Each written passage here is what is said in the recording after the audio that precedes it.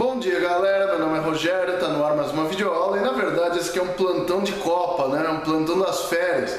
Vocês viram que eu não tô publicando vídeo esses dias, que eu tô preparando material aí de sistema nervoso, tá? Então tá vindo coisa nova aí de sistema nervoso central, meninges, líquor, fique esperto aí, que tá chegando umas aulas bem legais aí pra agosto, beleza? Então eu preciso de um tempo pra gravá-las.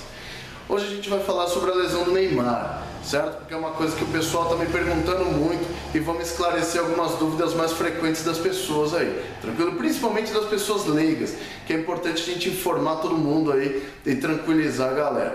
Lá no meu Facebook eu coloquei também uma informação legal aí sobre essa fratura do Neymar, mostrando onde foi, como foi e uma explicaçãozinha bem básica sobre isso. Então eu vou deixar aqui embaixo na descrição do vídeo o link lá para o Facebook para vocês olharem também essa matéria. Antes de começar o vídeo, se você é daqueles chatos que fica aqui para deixar comentário, Neymar tem que se tratar no SUS, não sei o que, meu, aqui não é o lugar para esse tipo de discussão. Não sei se você percebeu, mas o nome desse canal aqui, ó, é Anatomia Fácil. Então o objetivo da gente aqui é discutir anatomia e não política. Se você quer discutir política, SUS, etc., entre em canais mais adequados para discutir isso. Se você começar a deixar comentários aqui sobre isso, seu comentário vai ser excluído e você vai ser bloqueado desse canal, beleza? Então o recado tá dado, então não vem aqui encher o saco com política, aqui não é o lugar, beleza? Então falando sobre a fratura do Neymar, a gente tem que entender o seguinte: quando você ouve falar de fraturas na coluna vertebral, você já fica apavorado,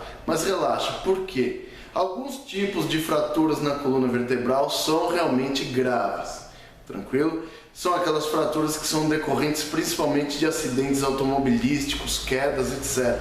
Por quê? Porque são fraturas que acometem essa parte da frente da vértebra aqui, ó, essa parte gordinha.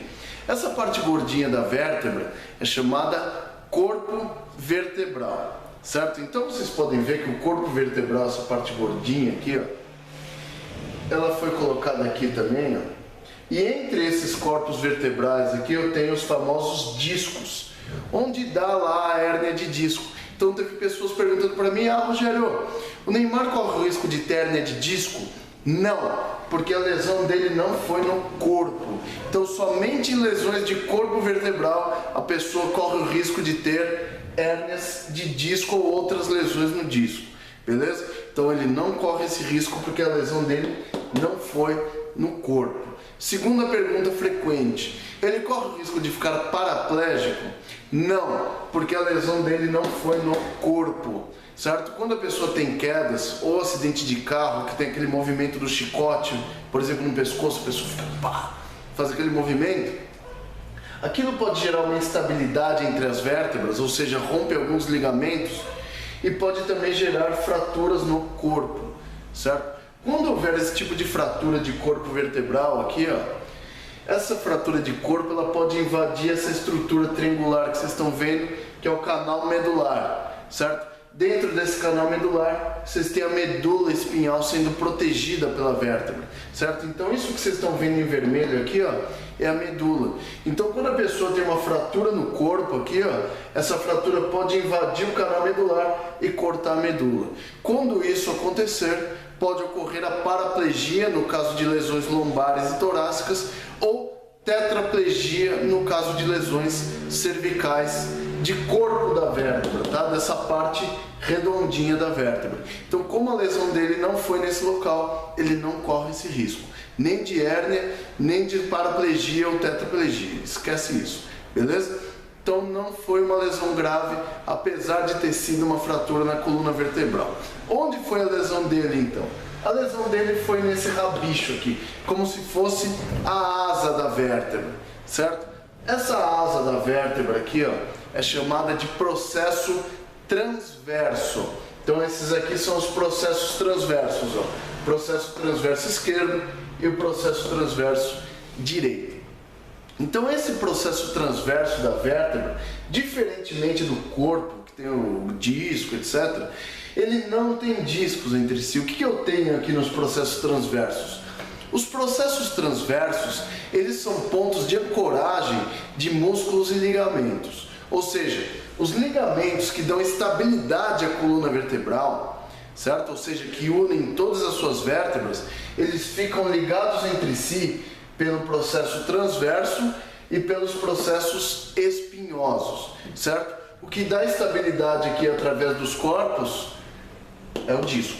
Então o disco dá estabilidade entre os corpos vertebrais e os ligamentos dão estabilidade nos processos transversos e nos processos espinhosos. Então vale a pena dizer aí que os processos transversos são pontos de ancoragem de ligamentos, dando estabilidade para a sua coluna vertebral.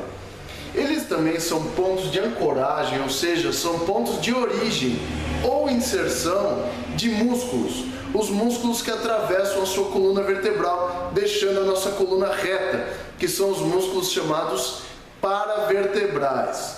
Tá? Quase todos os grupos paravertebrais têm a sua origem ou inserção nos processos transversos e nos processos espinhosos, certo? Quais são essas partes? Os semiespinhais, os longos do dorso, os iliocostais, os multífidos, os rotadores.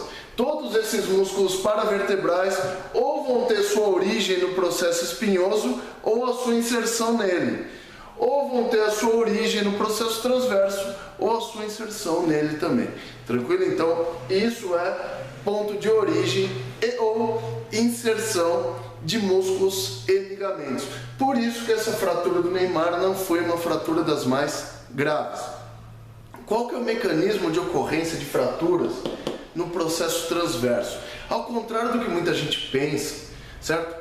Esse tipo de fratura em processo transverso não ocorre pela pancada direta, e sim pela tensão gerada por esses músculos. Quando esses músculos geram uma tensão, quando você toma uma pancada nas costas, eles vão puxar o processo transverso e vão arrancar um pedacinho dele. E essa fratura é chamada de fratura por avulsão. É quando os músculos fazem uma tensão tão forte que arrancam um pedacinho do osso. Então esse tipo de fratura de transverso geralmente ocorre por avulsão. Pode ter sido pelo trauma direto, mas geralmente, na maioria dos casos, é por avulsão, porque eu tenho músculos aqui protegendo esses processos transversos, tá? E aí eles evitam que a pancada seja diretamente ocorrida nesses processos transversos.